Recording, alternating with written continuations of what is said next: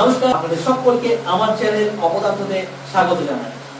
আমি আমার চ্যানেলে প্রধানত ক্লাস 9 এবং ক্লাস 10 এর ভৌত বিজ্ঞান পড়াবো এবং ক্লাস 11 এবং 12 এর পদার্থ বিজ্ঞান পড়াবো। তাই যদি আমার চ্যানেলে আপনি নতুন হন এবং আমিও নতুন, তাই আমার চ্যানেলটিকে সাবস্ক্রাইব করুন এবং পাশের বেল আইকনটিকে ক্লিক করুন। চলুন তাহলে আজকের টপিক শুরু করা যাক। অবস্থান ভেক্টর। অবস্থান ভেক্টর। এই অবস্থান কথাটা থেকে আমরা বুঝতে পারছি যে যে ভেক্টরটা কোনো একটা পয়েন্টের অবস্থানকে সূচিত করবে সেটাকে আমরা বলবো কি না অবস্থান ভেক্টর। তাহলে আজকে আমরা দেখব কোনো একটা পয়েন্টের বা কোনো একটা জায়গার যদি আমাদের অবস্থানকে সূচিত করতে হয় তাহলে অবশ্যই আমাদেরকে একটা ভেক্টরের সাহায্য নিতে হয়। কারণ আমরা দেখি যে যদি আমি বলি যে আমার ডান সাইডে কোনো একটা জায়গা আছে সাপোজ, তখন আমরা বলি ওই দিকে, অর্থাৎ কি আমার একটা দিক মেনশন করি ওই দিকে। অর্থাৎ যদি আমার কাছ থেকে ধরো আমার বন্ধু 7 মিটার দূরে ওখানে দাঁড়িয়ে আছে, তাহলে আমি কি বলবো ওই দিকে 7 মিটার দূরে আমার বন্ধু দাঁড়িয়ে আছে। তার মানে একটা দিক রিপ্রেজেন্ট করতে হচ্ছে। তাহলে সেই যে আমরা যে ভেক্টরটা দিয়ে আমরা অবস্থানটাকে সূচিত করছি সেটা হচ্ছে আমাদের কি অবস্থান ভেক্টর। কিন্তু আমরা এবারে একটু ম্যাথমেটিক্যালি অবস্থান ভেক্টরটাকে দেখব এবং সেটাকে এক্সপ্রেস করার চেষ্টা করব ম্যাথমেটিক্যালি। তোমাদের নিশ্চয়ই মনে আছে যে সরণটা কি একটা ভেক্টর আছে। দেখা যাক সরণটাকে আবার এখানে কিভাবে আমরা কাজে লাগাতে পারি। সরণ ভেক্টরটা খুব বেসিক ভেক্টর।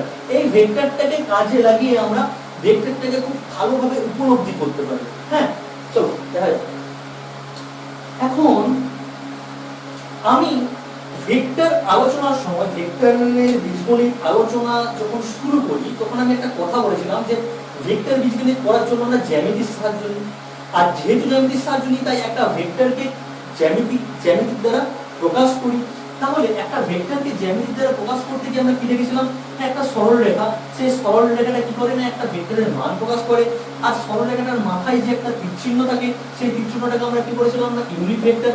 অর্থাৎ একটা ভেক্টরের মান এবং তার ইউনিট ভেক্টরের যদি আমরা গুণ নিই তাহলে আমরা কি পাবো না সম্পূর্ণ ভেক্টরটি পাবো।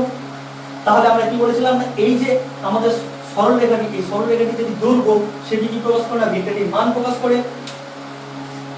আর এই যে তীর চিহ্ন মুকুটের মতো এটি লাগানো আছে এটি কি প্রকাশ করে না ভি ক্যাপ বা ভি হ্যাট বলি, এটি আমাদের ইউনিট ভেক্টর বা একক ভেক্টর। আর একক ভেক্টর। ঠিক, তাহলে এটা আমরা জানি। এই কনসেপ্টটা আরেকবার বলার কারণ হচ্ছে এখনই আমাদের এই কনসেপ্টটা কাজে লাগে। আর ভেক্টর একটা সম্পূর্ণ ভেক্টর কিভাবে পাই না সেই ভেক্টরের মান এবং সেই ভেক্টরের যে ইউনিট ভেক্টর সেই দুটোকে পাশাপাশি যদি গুণ করি তাহলে আমরা যেটা পাবো সেটা হচ্ছে পাশাপাশি বসিয়ে আমরা কি পাবো না সম্পূর্ণ ভেক্টরটিকে পাবো। ঠিক আছে, এখন আমরা আবার আমাদের নিজেদের টপিকে ফিরে আসি। সেটা হচ্ছে কি না অবস্থান ভেক্টর। অবস্থান ভেক্টর ধর যা এখানে একটা পয়েন্ট নিলাম পি পয়েন্ট।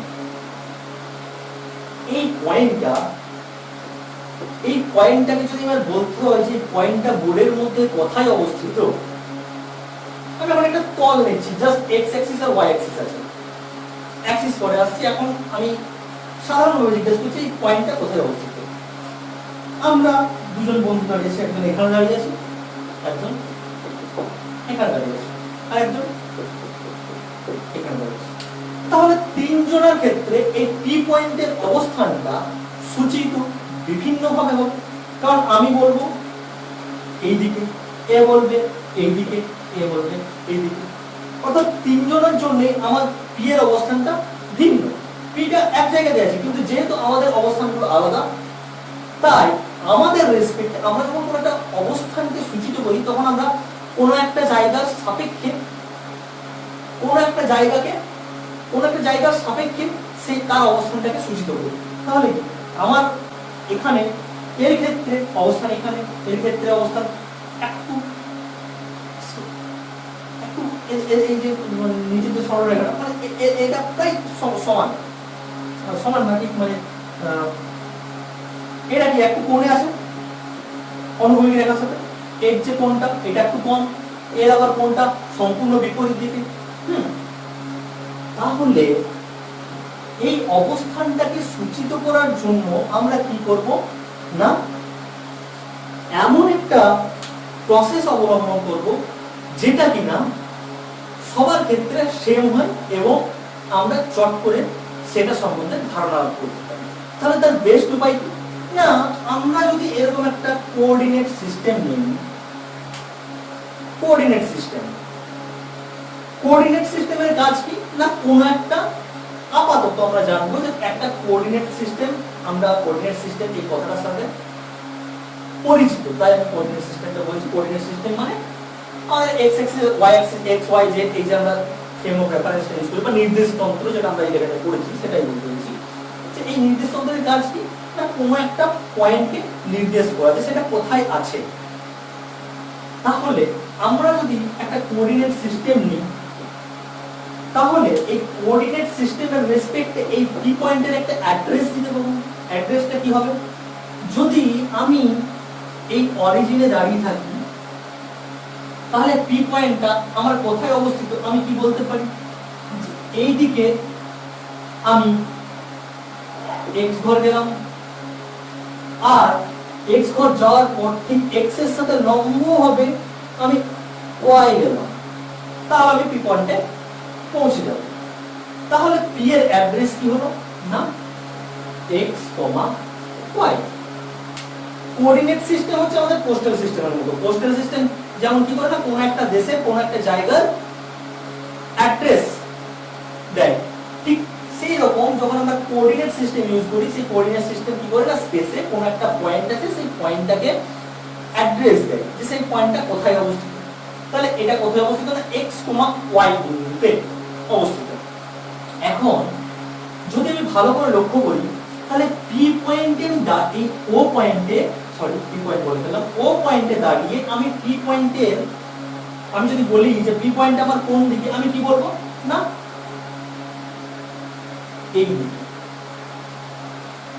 এখন এই যে এটা আমি ইউজ করলাম ওপি একটা ভেক্টর রিপোর্সিভ টাইম ভেক্টর। এই ওপি ভেক্টরটা আসলে কি দেখা যায় এটা আমি ধরে নিচ্ছি এ। আমার যদি পি বিন্দুতে যেতে হয় তাহলে আমি এই রাস্তাটা অবলম্বন করতে পারি ওয়ে ওয়ে ওয়ে ও থেকে এ বিন্দুতে গেলে আমার সরণ কি হবে না ওয়ে ভেক্টর। এতে আসার পর পিতে যেতে হলে আমাকে কি করতে হবে না ও এর সাথে লম্ব হবে y ডিসটেন্স যেতে হবে। তাহলে সেটা হচ্ছে আমার কি না এপি ভেক্টর। তাহলে ওয়েটা হচ্ছে আমার x ভেক্টর, এপিটা হচ্ছে আমার y ভেক্টর। হ্যাঁ এখন তাহলে ওপিটাকে আমরা x আর y দিয়ে রিপ্রেজেন্ট করতে পারি অবশ্যই পারি। কেন কারণ আমরা যদি ভালো করে দেখি যে এই x ভেক্টরটা কি নির্দেশ করছে না ও আর এর মধ্যে যেটা সরণ হয়েছে সেটাকে নির্দেশ করছে, আর y ভেক্টরটা কি নির্দেশ করছে না a আর p এই দুটো পয়েন্টের মধ্যে যে সরণ সেটাকে নির্দেশ করছে। তাহলে আমাদের ও থেকে আপ টু p অবধি টোটাল সরণ কত না OP। তাহলে আমি এটাকে লিখতেই পারি ত্রিভুজ সূত্র এই দুটো ভেক্টর কি না ক্রমান্বয়ে গৃহীত ওয়ে ভেক্টর এবং এপি ভেক্টর ক্রমান্বয়ে গৃহীত একটা ত্রিভুজের দুটো বাহু। তাহলে বিপরীত ক্রমে গৃহীত ওপি ভেক্টরটা এই যে ওপিটা বিপরীত ক্রমে গৃহীত কি না আমার বাকি দুটো বাহু দিয়ে যে ভেক্টর দুটো প্রকাশিত হয়েছে সেই দুটোর লব্ধি প্রকাশ করবে অর্থাৎ x vector plus y vector. এরপর আমরা দেখব যে কিছুক্ষণ আগে আমি বললাম যে একটা ভেক্টরকে তার ইউনিট ভেক্টর দিয়ে কিভাবে রিপ্রেজেন্ট করা হয় না x ভেক্টর যদি হয় তাহলে x ভেক্টরের মান x আর এর ইউনিট ভেক্টর। এখন আমরা এই x y এই কোঅর্ডিনেট সিস্টেমগুলো যে তোমার সবাই ইউজ করি আমরা, এখন আমি কথাটা ইউজ করছি সবাই, আমরা সবাই x y z এই তিনটে অ্যাক্সিসই আপাতত আমরা জানি আপাতত মানে আমাদের এখনকার জ্ঞান অনুযায়ী যে x y z। তাহলে এই x ভেক্টরটাকে আমি কিভাবে লিখতে পারি না x ডট ডট বলবো না, x এর সাথে i হ্যাটের গুণ। এখন এই i হ্যাটটা কি, হ্যাট থেকে আমি বুঝতে পারছি একটা ইউনিট ভেক্টর, কিন্তু কোন দিকে ডিরেকশনে, এই ডিরেকশন হচ্ছে কি না x অ্যাক্সিস বরাবর, x অ্যাক্সিস বরাবর না, শুধু x অ্যাক্সিস বরাবর না, এটা হচ্ছে পজিটিভ x অ্যাক্সিস বরাবর i হ্যাটের ডিরেকশন। আর y ভেক্টরটাকে কিভাবে রিপ্রেজেন্ট করতে পারি না y ডট j হ্যাট। এই j হ্যাটটা কি, যখনই আমি মাথায় টুপি পরাবো তখন আমি কি বুঝবো যে সেই যার মাথায় টুপি পরানো আছে সেটা হচ্ছে আসলে আমাদের ইউনিট ভেক্টর। তাহলে এই যেটা কি, যেটাও একটা ইউনিট ভেক্টর, কিন্তু এর ডিরেকশন কোন দিকে, এর ডিরেকশন হচ্ছে পজিটিভ y অ্যাক্সিসের দিকে। ঠিক, তাহলে আমাদের এই ওপি ভেক্টরটা কি হয়ে গেল না x i hat plus y j hat। তাহলে আমাদের ওপি ভেক্টরটাকে আমরা যদি r ভেক্টর দিয়ে সূচিত করি, বেশিরভাগ ক্ষেত্রেই কোনো অবস্থান ভেক্টরকে আমরা r ভেক্টর দিয়ে সূচিত করি, x i hat plus y j hat। বুঝেছে? এরপর যদি 3D তে যায়, অর্থাৎ তিনটে ডাইমেনশন থাকে, তিনটে dimension means x y z, x Axis এটা x, এটা y, এটা z। তাহলে আমার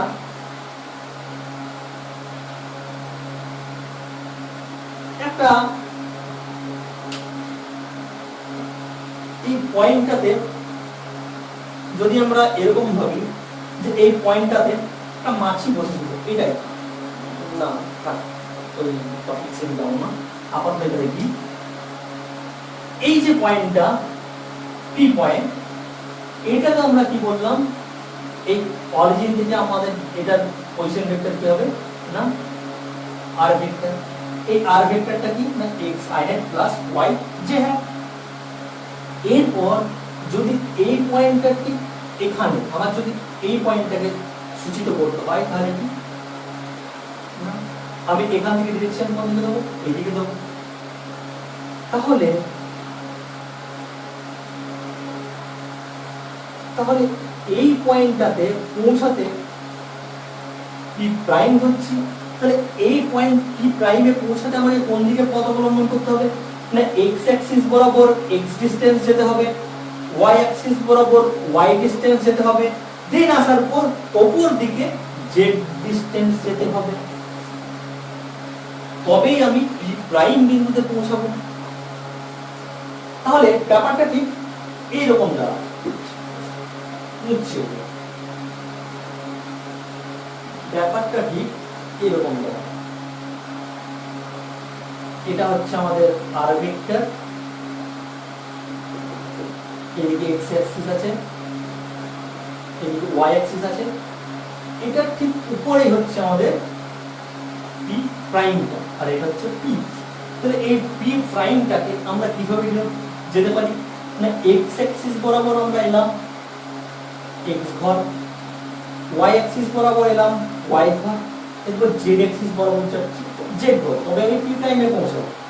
তাহলে আমার এই o থেকে p প্রাইম অবধি টোটাল সরণ করতে না op প্রাইম। এই op প্রাইমটা আসলে কি,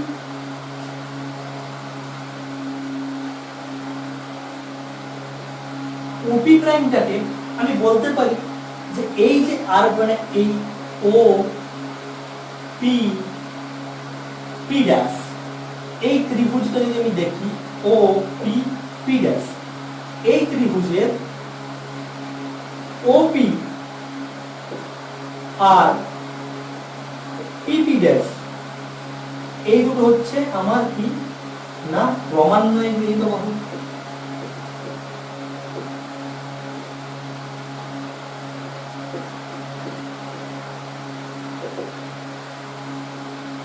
OP আর PP ড্যাশ এইগুলো কি না ক্রমান্বয়ে গৃহীত বাহু। আর ও পি ড্যাশটা হচ্ছে আমার বিপরীত ক্রমে বিভিন্ন।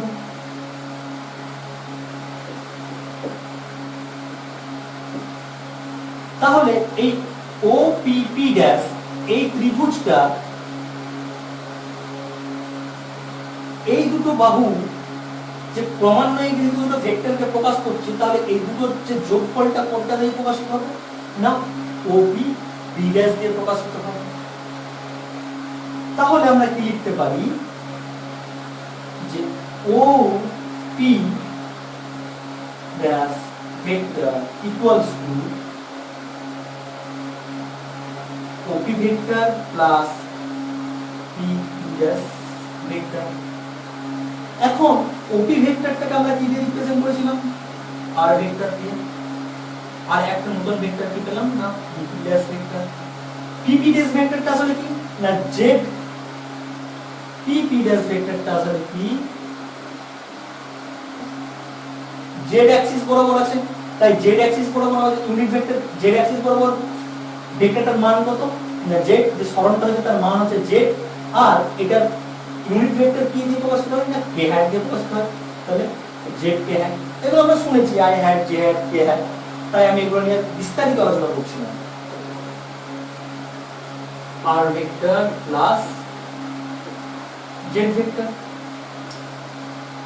এটাকে যদি আমি লিখি তাহলে কি হবে আর ভেক্টরটাকে ভেঙে নিলে কি হয় আগে পেয়েছিলাম মুছে দিয়েছি X I hat plus Y J hat plus J K hat. তাহলে এটা হলো কি আমাদের 3D এর ক্ষেত্রে কি না পজিশন ভেক্টরের মান বা পজিশন ভেক্টরকে মান না মানে পজিশন ভেক্টরকে এক্সপ্রেস করি এই রিলেশন দ্বারা x i hat plus y z hat plus z k hat। x y z কি না চলরাশি, এদের মান বিভিন্ন রকম হতে পারে। এখন এই টোটালটাকে এই যে পুরো ম্যাথমেটিক্সটা দেখালাম এটা ম্যাথমেটিক্স, এবার এটাকে একটু ফিজিক্যালি ভাবা যাক এটা আমাদের কি রকম পজিশনে কাজে লাগতে পারে বা এটা একটু ফিল নেওয়া যাক।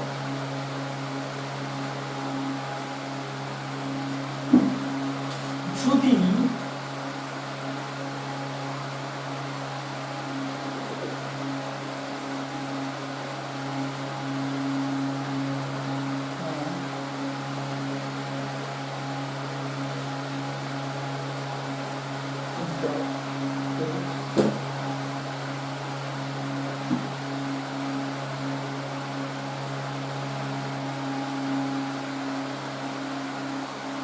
আমাদের রুমের যে কর্নারটা থাকে সেখানে আমরা এরকম তিনটে লাইন দেখতে পাই, এই একটা লাইন এই একটা লাইন এই একটা লাইন। এখন এরকমই ঘরের কোন একটা কোণ, সেই কোণে আমি বসে আছি মানে তার থেকে ঠিক এই ডিসটেন্সে একটা মাছি বসে আছে এই পয়েন্টে, এম পয়েন্টে একটা মাছি বসে আছে। তাহলে আমি যখন এই কর্নার অর্থাৎ অরিজিন ওতে বসে আছি তখন এই মাছিটা আমার কাছ থেকে এই মাছিটা যদি অবস্থান আমাকে সূচিত করতে তাহলে আমি কি করব না এই ভেক্টরটা দিয়ে বলবো। যখন মাছিটা উড়ছে না জাস্ট মেঝেতে বসে আছে অর্থাৎ এই কর্নারটাতে বসে আছে x y করে x y করে x y x y, তখন আমি কি না এই ভেক্টরটা দিয়ে প্রকাশ করব। আর এই ভেক্টরটার মান তখন কি হবে তাহলে এই মাছিটার কাছে পৌঁছাতে গেলে আমাকে কি করতে হবে না x বরাবর x ডিসটেন্স আসতে হবে এবং y অ্যাক্সিস বরাবর y ডিসটেন্স আসতে হবে, তবে আমি মাছিটাতে পৌঁছাতে পারবো। আর এটাকে আমরা কি বল কিভাবে রিপ্রেজেন্ট করেছিলাম আর ভেক্টর সমান x i hat plus y j hat। এই মাছিটা যদি হঠাৎ উঠতে শুরু করে ঠিক এই পজিশনে আছে অর্থাৎ আমি n নাম দিচ্ছি n, তখন আমাকে কিভাবে দেখতে হবে এইভাবে উপর দিকে তাকিয়ে দেখব। যদি আমি বলি যে মাছিটা কোথায় এখন বলবো ওখানে, তার মানে আমার ডিরেকশনটা কোন দিকে হবে এদিকে। তাহলে এই ভেক্টরটাকে কিভাবে প্রকাশিত করব তাহলে এখানে পৌঁছাতে গেলে আমার পূর্ব পরিকল্পিত রাস্তা অনুযায়ী যদি যাই তাহলে আমার কি x বরাবর আসতে হবে x y বরাবর যেতে হবে y এবং z উপর দিকে যেতে হবে আমার কি না z, অর্থাৎ এই দুটোর যে যোগফল সেটা হচ্ছে আর ভেক্টর। অর্থাৎ আমি এই বরাবর আসতে পারি, এই দুটো দিয়ে আসা আর এই পয়েন্টটাতে আসা সেমই ব্যাপার, সরণটা তো আমাদের সেমই। তাহলে আমি কি বলতে পারি না এই ওই এম অর্থাৎ আর ভেক্টর বরাবর আসলাম এই মুখটি, দেন এম থেকে সজ্জা উঠে গেলাম উপরে, মাঝখানে যে কথা পড়ে গেছে, তাহলে আমি পৌঁছে যাবো এন পয়েন্টে। তখন কি হবে না আরেকটা জেড ভেক্টর যোগ হবে। জেড ভেক্টরকে আমরা কিভাবে প্রকাশ করব, মানে এই এম থেকে এন এর যে সরণটা সেটাকে নিচ্ছে আসলে জেড ভেক্টর হিসেবে। তাহলে জেড ভেক্টরটাকে আমরা কিভাবে প্রকাশ করব না জেড ভেক্টরের মান কত জেড, আর এর ইউনিট ভেক্টর কত এ হ্যাট। তাহলে আমরা কিভাবে প্রকাশ করব এটাকে x i hat plus y j hat plus z k hat।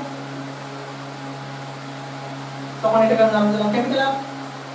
বাস এটাই হচ্ছে আমাদের অবস্থান ভেক্টর।